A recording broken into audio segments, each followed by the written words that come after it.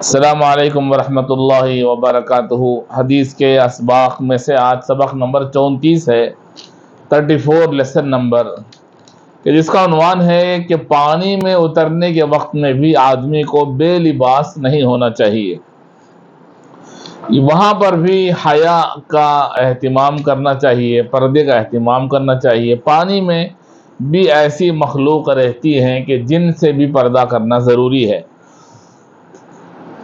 چنانچہ حضرت جابر رضی اللہ عنہ سے مروی ہے کہ حضور اکرم صلی اللہ علیہ وسلم نے منع فرمایا کہ پانی میں یعنی تالاب یا ندی وغیرہ میں بغیر تہبند کے داخل ہو جائیں، یعنی بغیر لباس کے، بغیر سطر چھپائے۔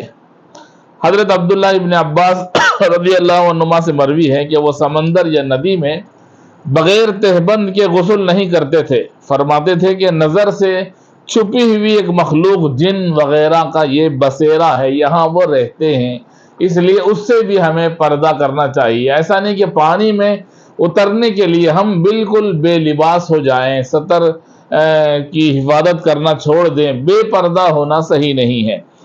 حضرت انس رضی اللہ عنہ سے مروی ہے کہ حضرت حسین ابن علی رضی اللہ تعالیٰ عنہ جب تالاب میں داخل ہوتے تو تہبند کے ساتھ داخل ہوتے تھے، اور وہ فرماتے تھے کہ اس میں بھی رہنے والے ہیں۔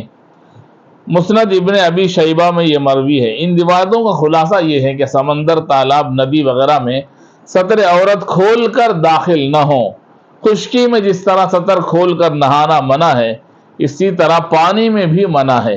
اگرچہ انسان کی نظر سے پردہ ہو گیا، لیکن پانی میں بھی خدا کی مخلوق رہتی ہے، جیسے اجنہ اور رجال الماء، ان سے تو بے پردگی ہوگی، اور ان کو اذیت پہنچنے کی وجہ سے کہیں تکلیف نہ پہنچا دیں، اور ننگے اور برہنہ ہونے کی صورت میں جیسے حدیث پاک میں آتا ہے کہ جنات اور شیاطین کو کھیلنے کا موقع مل جاتا ہے، اس لیے وہاں بھی اس سے پرہیز کرنا چاہیے۔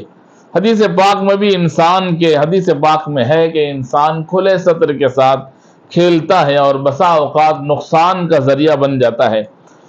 یہ ان تمام باتوں سے ہٹ کر ایک اور بات لکھی علماء نے کہ کسی موذی جانور کے نازک مقام میں تکلیف پہنچانے کا بھی خوف رہتا ہے، اس لیے حضور اکرم صلی اللہ علیہ وسلم کی جو تعلیم ہے کہ آپ صلی اللہ علیہ وسلم نے سطر کھول کر یعنی بغیر تہبند کے، بغیر پردے کے پانی میں اترنے سے حضور اکرم صلی اللہ علیہ وسلم نے منع فرمایا ہے۔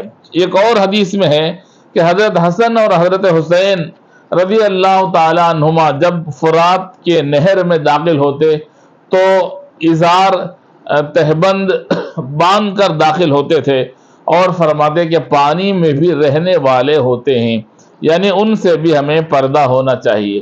تو ایک بات ہمیں آج کے سبق سے یہ معلوم ہوئی ہے کہ جس طرح آدمی کو کھلے میں عام طور پر پردے کا اہتمام کرنا چاہیے، نہانے کے وقت میں خاص طور پر بے لباس ہو کر نہانے سے منع کیا گیا ہے، چاہے حمام کے اندر ہی کیوں نہ ہو، بند ہی کیوں نہ ہو، بے لباس ہونے سے منع کیا گیا۔ ایسے ہی پانی میں بھی بے لباس ہونے سے منع کیا گیا کہ پانی میں بھی کچھ مخلوقات رہتے ہیں جن سے بھی پردہ کرنا ضروری ہے۔